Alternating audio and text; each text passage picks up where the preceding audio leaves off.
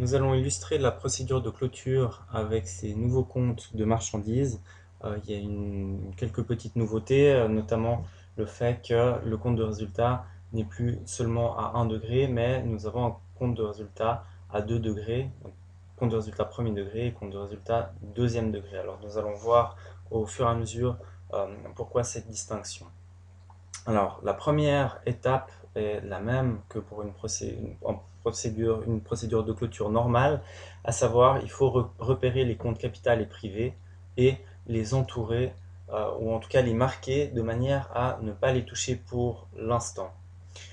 La deuxième étape, vous pouvez clôturer tous les comptes en veillant bien à faire la distinction entre les comptes actifs et passifs pour lesquels vous allez noter SF pour solde final et les comptes charges et produits pour lesquels vous allez noter VR pour virer au résultat. Alors pour gagner du temps, on va faire la clôture d'un coup. Donc voici tous les comptes qui sont clôturés. Donc j'ai bien fait attention de mettre VR pour les comptes de charges et produits et SF pour les comptes actifs et passifs. À partir de là, c'est là que la procédure change un tout petit peu par rapport à une clôture normale, ou en tout cas les clôtures qu'on a fait jusqu'à présent. Le compte de résultat premier degré va accueillir tous les comptes de charges et de produits qui sont en lien avec l'achat et la vente de marchandises. Donc on va commencer par établir le compte de résultat premier degré. Donc la première étape, ça va être déjà de repérer quels sont les comptes de charges et produits qui sont liés à l'achat et la vente de marchandises.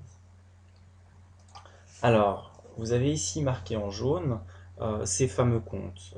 Ici, l'exemple est relativement simple, il y en aurait plus potentiellement. Vous trouvez, si jamais, la liste de tous les comptes, de tous les comptes qui peuvent aller au compte de résultat premier degré dans la partie théorique. Donc, avec ces comptes-là que j'ai marqués en jaune, je vais devoir les virer au compte de résultat premier degré. Alors, le processus de virement, c'est toujours le même, hein. Quand j'ai un VR qui est à droite dans un compte, je vais mettre ce compte à gauche dans le compte de résultat. Donc, ça se fait toujours en diagonale. Donc, achat de marchandises, qui est une charge, donc le VR est à droite, achat de marchandises va se retrouver à gauche dans le compte de résultat. Inversement, si on prend le compte par exemple vente de marchandises, j'ai un VR à gauche, donc je vais mettre les ventes de marchandises à droite dans le compte de résultat, c'est-à-dire du côté des produits. Alors, on va faire tous les virements d'un coup. Voici qui est fait. Donc vous avez maintenant un compte de résultat premier degré. L'étape suivante, ça va être de déterminer quel est le résultat de ce compte de résultat premier degré. Donc, quel est le solde en fait de ce compte de résultat premier degré. Le solde de ce compte de résultat premier degré va s'appeler la marge brute. Alors, la procédure elle est la même que pour n'importe quelle clôture de compte. Vous allez prendre tout ce qui se trouve dans la colonne de droite et l'additionner. Ici, on a 6900. Vous allez additionner tout ce qu'il y a dans la colonne de gauche. Ici, on a 1600. On fait le plus grand moins le plus petit. 6900 moins 1600. Et ça nous donne 5300. Ce résultat, vous allez le mettre dans la colonne qui avait la somme la plus petite au début, c'est-à-dire donc la colonne de gauche, la colonne des charges. Donc je vais indiquer ma marge brute dans la colonne de gauche. Si j'ai bien fait mon calcul de marge brute, quand j'additionne tous les montants du côté des charges, j'obtiens un résultat. Si j'additionne tous les montants que j'ai du côté des produits, j'obtiens le même résultat. Mon compte est équilibré après avoir fait ce calcul de marge brute. Dès que j'ai trouvé ma marge brute, je la vire immédiatement au compte de résultat deuxième degré. Donc ça s'effectue toujours en diagonale comme n'importe quel virement. Donc la marge brute était à gauche dans le compte de résultat premier degré, je vais la virer à droite dans le compte de résultat deuxième degré. Ça aurait été l'inverse, vous auriez une marge brute à droite, vous l'auriez évidemment viré à gauche. Maintenant, l'étape suivante, vous allez devoir dresser le compte de résultat deuxième degré. Donc au compte de résultat deuxième degré, vous allez trouver tous les autres charges et produits, c'est-à-dire toutes les charges et tous les produits qui ne concernent pas les achats et les ventes de marchandises. Alors, je vous les marque dans le grand livre. Nous avons ACA et intérêt produit. Donc là, on va virer ces VR, donc ça se fait toujours de la même manière, en diagonale, hein. ACE, j'ai un VR à droite, donc ACE va se retrouver à gauche dans le compte de résultat deuxième degré, et intérêt produit, j'ai un VR à gauche, donc intérêt produit va se retrouver à droite dans le compte de résultat deuxième degré. Alors je vais effectuer le virement, voici donc le compte de résultat deuxième degré avec les comptes chargés produits. Maintenant, je vais devoir également clôturer mon compte de résultat deuxième degré et le nom de ce résultat que je vais trouver, c'est soit un bénéfice, soit une perte. Un bénéfice si j'ai plus de produits que de charges, une perte si c'est le contraire, si j'ai plus de charges que de produits. Alors là, on voit assez clairement qu'il y aura plus de produits que de charges, donc on va avoir à faire un bénéfice.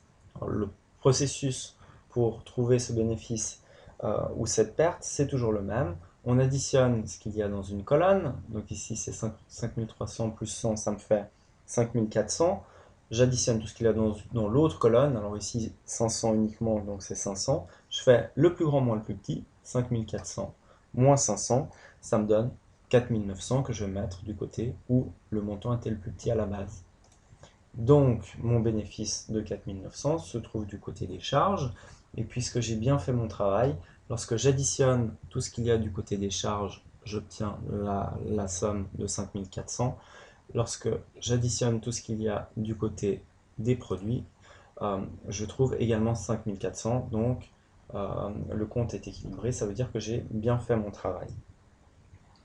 À partir de là, vous allez pouvoir maintenant libérer le compte privé et le compte capital, puisqu'on va en avoir besoin pour la suite de la procédure. Alors, ce bénéfice que vous avez trouvé au compte de résultat deuxième degré, vous allez devoir le virer au compte privé. Le bénéfice étant à gauche, on va le virer à droite dans le compte privé.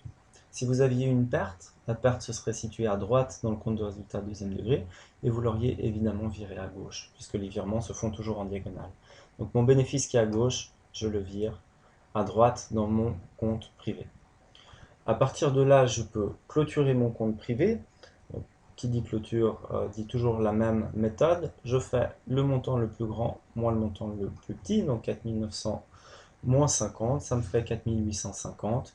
Petite particularité pour le compte privé, le solde du compte privé s'appelle VF pour variation de fortune. De nouveau, puisque j'ai bien fait mon calcul, lorsque j'additionne tout ce qu'il y a du côté débit du compte privé, j'obtiens le montant de 4900 qui est équivalent à ce que j'ai dans ma colonne crédit, 4900. Dès que j'ai trouvé ma variation de fortune, je vais pouvoir la virer au compte capital. Donc qui dit virer dit diagonale. Ma variation de fortune est à gauche dans le compte privé. Je vais évidemment la mettre à droite dans le compte capital. Ça aurait été l'inverse. Si la variation de fortune n'avait été à droite, je l'aurais évidemment mise à gauche. Donc ici, ma variation de fortune se trouve à droite dans le compte capital. Je vais maintenant pouvoir clôturer mon compte capital.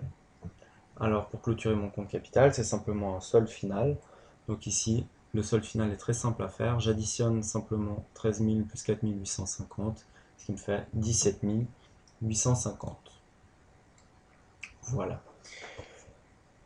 Maintenant, je vais pouvoir faire mon bilan de clôture. Alors je vais devoir repérer tous mes comptes actifs et passifs en faisant attention à un petit détail. Le compte privé ne va pas se retrouver au bilan de clôture, évidemment, puisque j'ai viré la variation de fortune au compte capital. J'ai entièrement vidé ce compte privé, il n'existe plus. Donc, il faut que je repère tous les comptes actifs et passifs, sauf le compte privé. Maintenant, ces comptes actifs et passifs, je vais pouvoir virer le solde final de chacun des comptes dans le bilan de clôture. De nouveau, qui dit virement dit diagonale. Donc par exemple pour autre dette, j'ai un solde final à droite, un solde final à gauche dans autre dette. Autre dette va se retrouver à droite dans le bilan de clôture. Pour la caisse, c'est l'inverse, mon solde final est à droite, donc je vais mettre la caisse à gauche dans le bilan de clôture. Alors il faut bien faire attention à respecter cette diagonale. Il y a certains comptes qui sont souvent actifs, qui peuvent passer tout d'un coup au passif. Par exemple, le compte banque pourrait très bien passer du côté passif si vous aviez une dette envers la banque. Donc ici, ce n'est pas le cas. Le solde final est bien à droite dans le compte banque, donc banque va se trouver à gauche dans le bilan. Alors, je vais virer ces soldes finaux. Voilà qui est fait. Je peux maintenant vérifier que j'ai bien travaillé, bien fait mon exercice, simplement en vérifiant que le total des actifs correspond au total des passifs, ce qui est le cas dans mon exercice puisque j'ai 18 500 pour le total des actifs et 18 500 pour le total des passifs.